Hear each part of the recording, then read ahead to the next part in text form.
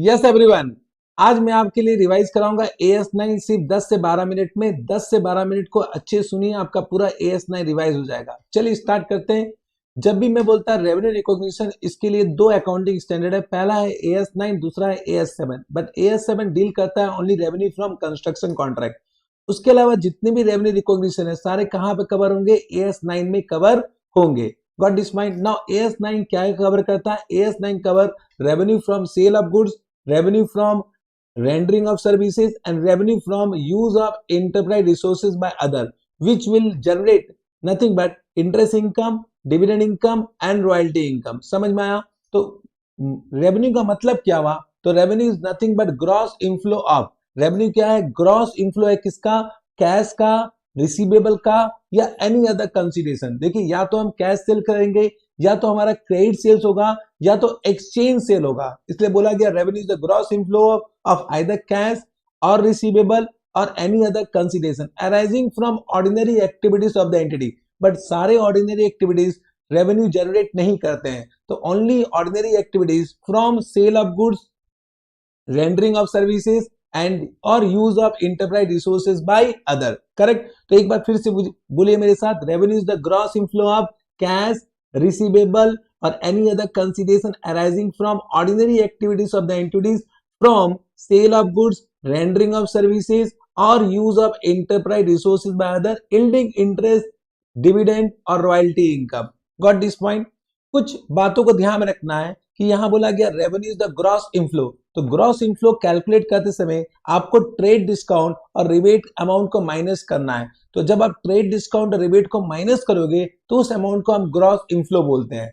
Second point यह है कि अगर कोई आपने अमाउंट कलेक्ट किया on behalf of third party, for example GST हम कलेक्ट करते हैं from customer on behalf of government, तो जीएसटी जो अमाउंट होता है that is not a part of revenue. Correct? Third clarification ये दिया गया है कि in case of agency relationship gross inflow is not the amount of revenue. वहां पर रेवेन्यू होगा only the amount of commission, that is the net amount. यहां तक समझ में आया? नाउ इस चैप्टर का ऑब्जेक्टिव क्या है? ऑब्जेक्टिव ऑफ AS9 क्या है? ऑब्जेक्टिव यह है कि कब हम रेवेन्यू को रिकॉग्नाइज करें, eight which point of time revenue को रिकॉग्नाइज करना चाहिए, means what is the timing of recognition. उसे समझने के लिए इस चैप्टर को तीन पार्ट में डिवाइड किया गया है। First, revenue arising from sale of goods, second, revenue from rendering of services, third, revenue from use of enterprise resources by other.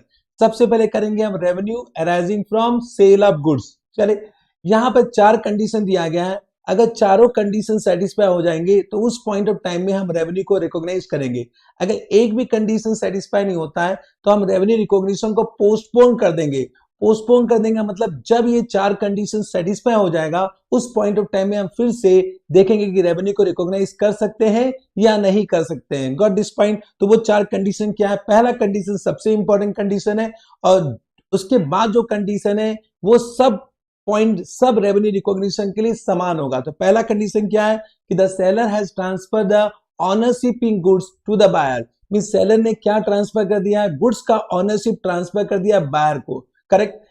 Just try to understand, जैसे मैं ऑनरशिप ट्रांसफर करता हूं तो उसके साथ साथ उस गुड्स का रिस्क एंड रिवार्ड भी ट्रांसफर हो जाता है। लेकिन बहुत बार क्या होता है कि आपने ऑनरशिप ट्रांसफर नहीं किया, उस फिर भी risk and reward of the goods has been transferred. इसलिए हमारा AS9 क्या बोलता है? चेक करो क्या ऑनरशिप ट्रांसफर हो गया है, तो अच्छी बात। अगर ऑनरशिप ट्रांसफर नहीं हुआ है but risk and reward transfer कर दिया रिलेटेड टू ऑनरशिप, फिर भी हम रेवेन्यू को रिकॉग्नाइज कर लेंगे। तो पहला कंडीशन क्या हुआ? The seller has transferred the ownership of the goods to the buyer, और seller has transferred all the significant risk and reward incidental to ownership to the buyer. या तो ऑनरशिप ट्रांसफर कर दिया है या तो रिस्क एंड रिवार्ड ट्रांसफर कर दिया है बायर को। करेक्ट? इसके साथ seller has not retain the effective control of the goods, means जितना भी कंट्रोल था गुड्स का उसे भी किसको ट्रांसफर कर दिया है? बायर को ट्रांसफर कर दिया है। इसका सेलर के पास अब कोई भी कंट्रोल नहीं गुड्स का, मींस अब उस गुड्स को कौन यूज नहीं कर सकता है? सेलर यूज नहीं कर सकता। Even though the goods might be in the position of the seller, हो सकता है गुड्स किसके पोजीशन में हो? सेलर के पोजीशन में हो, फिर भी उसका कंट्रोल ट्रांसफर कर दिया है। इसका मतलब that can not be used by the seller. Understood? हालांकि सेकंड कंडीशन ऑटोमेटिकली ट्रांसफर हो जाएगा अगर ऑटोमेटिकली सेटिस्फाई हो जाएगा अगर आपका फर्स्ट कंडीशन सेटिस्फाई हो गया है तो, करेक्ट। नाउ जो थर्ड कंडीशन है, फोर्थ कंडीशन है, that is common condition for all the revenue recognition. हमारा थर्ड कंडीशन क्या बोलता है, there is no significant uncertainty regarding the amount of consideration. Means जो कंसीडरेशन का अमाउंट है उसको आप मेजर कर सकते हो, means that can be measured. अगर आप मेजर नहीं कर पा रहे हो इसका मतलब आज आप रेवेन्यू को रिकॉग्नाइज नहीं कर पाओगे, correct. And the fourth condition is what, it is not unreasonable to expect ultimate collection. जो अमाउंट को आपने मेजर किया है उसे आप कलेक्ट भी कर पाओगे, means there is a certainty of collection, कि आपको आज ये पता है कि जो भी अमाउंट है उसका कलेक्शन हो जाएगा तो आप रेवेन्यू को रिकॉग्नाइज कर सकते हो। Got this point? Yes sir. तो can you repeat with me all the condition once again? एक बार रिपीट करो। पहला क्या है, the seller has transferred the ownership in goods to the buyer, correct, or all the risk and reward significant, all the significant risk and reward incidental to the ownership has been transferred to the buyer, correct. Second condition क्या है, the seller retain no effective control of the goods transferred. Third condition क्या है, there is no significant uncertainty regarding the amount of consideration. Fourth condition क्या है, it is not unreasonable to expect ultimate collection. Understood? Correct. Now come to the next point. Next point में आते हैं rendering of services. Rendering of services में तीन condition है जिसमें दो कंडीशन तो कॉमन है, दो कंडीशन जो कॉमन है पहले उसको करते हैं, करेक्ट। जो सेकंड कंडीशन है, third condition that is common, तो पहले उसको कर लेते हैं। There is no significant uncertainty regarding the amount of consideration, correct.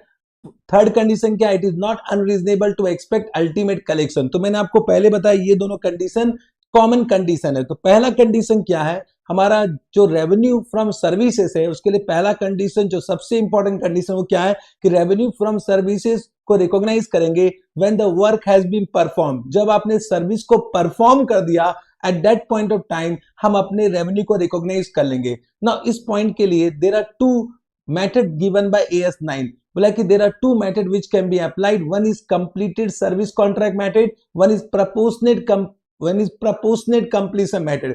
Means अगर किसी भी सर्विस में एक ही एक्ट है, एक ही सर्विस है, और जैसे वो सर्विस कंप्लीट होगा आप क्या करोगे, पूरे रेवेन्यू को रिकॉग्नाइज कर लोगे। लेकिन बहुत सारे सर्विसेज में क्या होता है, बहुत सारे पार्ट होते हैं, बहुत सारे एक्ट होते हैं। उस समय हमारा AS9 क्या बोलता है कि आप प्रपोर्शनेटली भी रेवेन्यू को रिकॉग्नाइज कर सकते हो। जैसे जैसे वो एक्ट कंप्लीट होगा वैसे वैसे आप अपना रेवेन्यू को रिकॉग्नाइज कर लीजिए। मींस आपको देखना पड़ेगा कि आपने कंप्लीटेड सर्विस कॉन्ट्रैक्ट मेथड लगाना है या प्रपोर्शनेट कंप्लीशन मेथड लगाना है। तो जब आप कंप्लीटेड सर्विस कॉन्ट्रैक्ट मेथड लगाओगे तो you need to wait for the entire service to be completed. जब आपका पूरा सर्विस कंप्लीट हो गया तो पूरे रेवेन्यू को रिकॉग्नाइज कर लीजिए।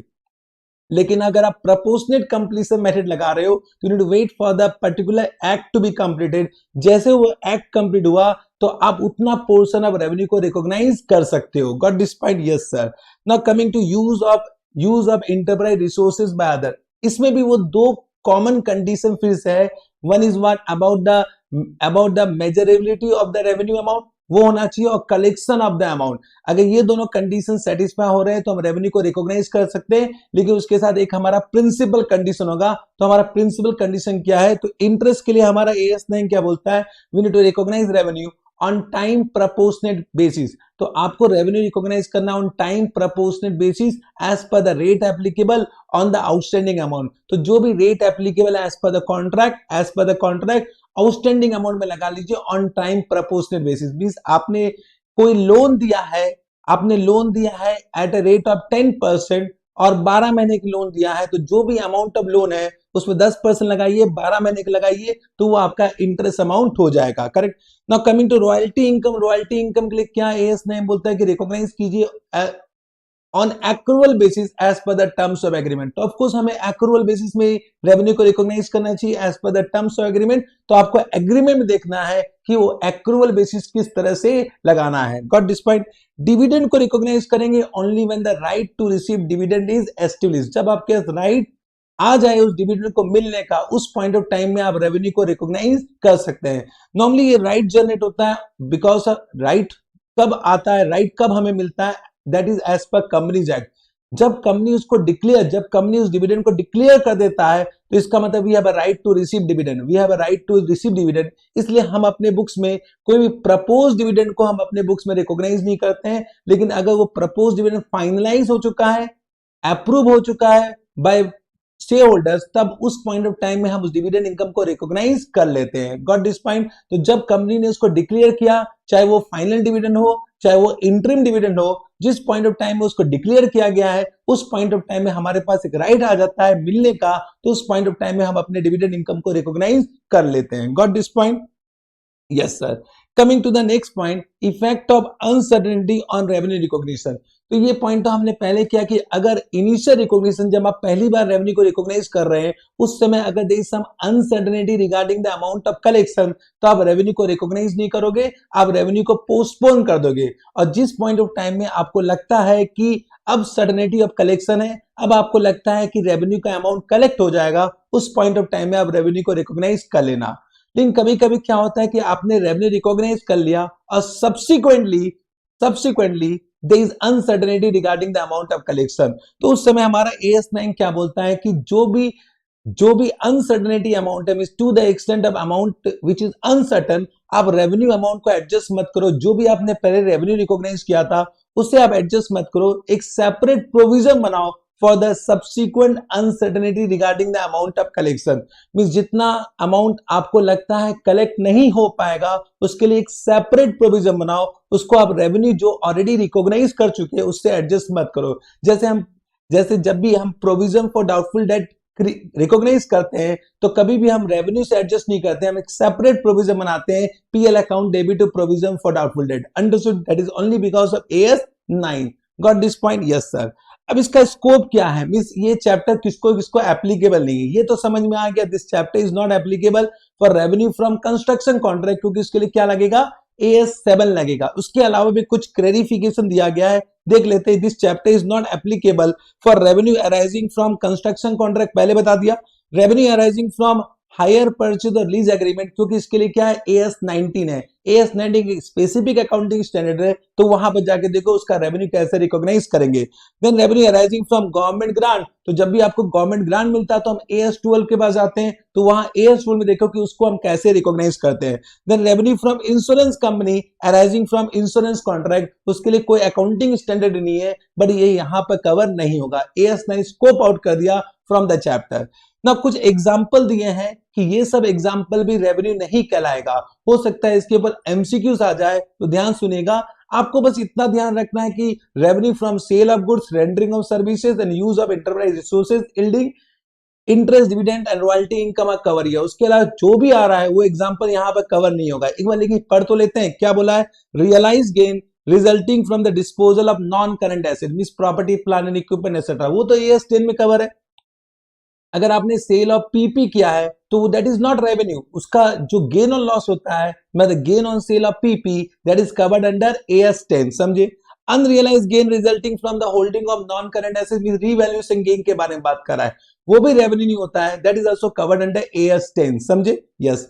Unrealise holding gain resulting from the change in the value of current asset, means कोई इन्वेंट्री है उसके वैल्यूएशन में कुछ गेन हो जाता है, तो दैट इज हम उसको रिकॉग्नाइज करते नहीं है, बट वो रेवेन्यू नहीं है। यहाँ पर क्लैरिफिकेशन दे रहा है कि that is not a revenue. Understood? Yes sir.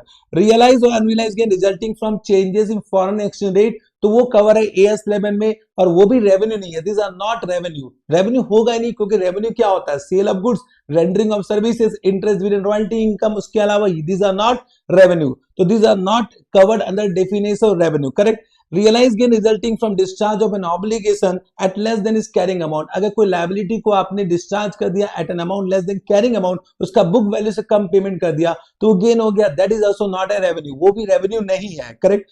Unrealise gain resulting from the restatement of carrying amount liability, आपने लायबिलिटी के बुक वैल्यू को रीस्टेट कर दिया, कम अमाउंट में उसको रीस्टेट कर दिया, वो भी आपका गेन हो गया, but that is also not a revenue. तो ये जितने भी एग्जांपल दिए हैं that is not covered year, वो यहां पे इसका कवरेज नहीं है। अंडरस्टूड?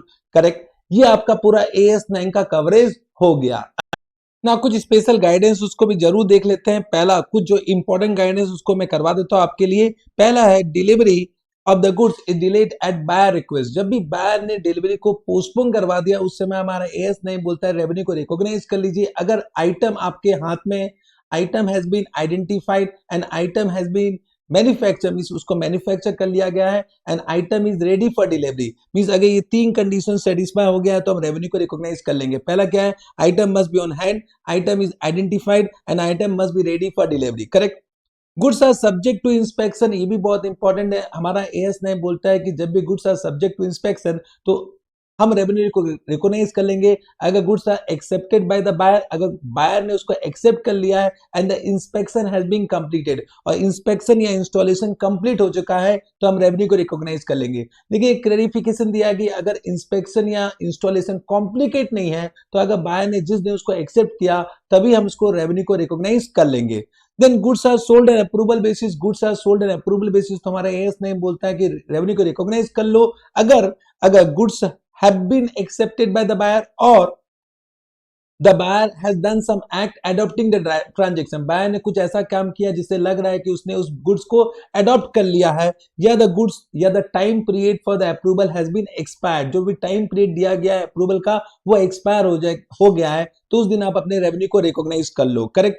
देन एक बहुत इंपॉर्टेंट है सेल एंड रीपर्चेज एग्रीमेंट, अगर सेल एंड रीपर्चेज एग्रीमेंट एक ही पॉइंट ऑफ टाइम में हुआ है सेम गुड्स के लिए तो हमारा एएस नाइन बोलता है कि दिस इज नॉट रेवेन्यू, ये एक फाइनेंसिंग ट्रांजेक्शन है, तो जो भी आपको कंसीडरेशन मिला है that will be an amount of loan, तो आपको एक जर्नल एंट्री पास करना है bank account debit to loan, और जो डिफरेंस होगा सेल एंड रीपर्चेज प्राइस में, अगर आपने सेल किया 10 लाख में लेकिन रीपर्चेज प्राइस 12 लाख का है तो जो 2 लाख है that will B interest expense, उसको आपको रिकॉग्नाइज करना पड़ेगा over the period of the contract. अगर 6 महीने का कॉन्ट्रैक्ट पीरियड है, sale price and repurchase price में 6 महीने का डिफरेंस है तो उस 6 महीने में उसको ऐसे इंटरेस्ट एक्सपेंस रिकॉग्नाइज कर लो। Got this point? I hope इतना कवरेज AS9 के लिए बहुत है, मतलब जो मैंने आपको भी करवाया उससे हर क्वेश्चन आपका कवर हो जाएगा। I hope you have understood. अगर आपको ये वीडियो अच्छा लगा तो वीडियो को लाइक कीजिए, शेयर कीजिए, and thank you very much. Will meet soon with a different video. Bye bye.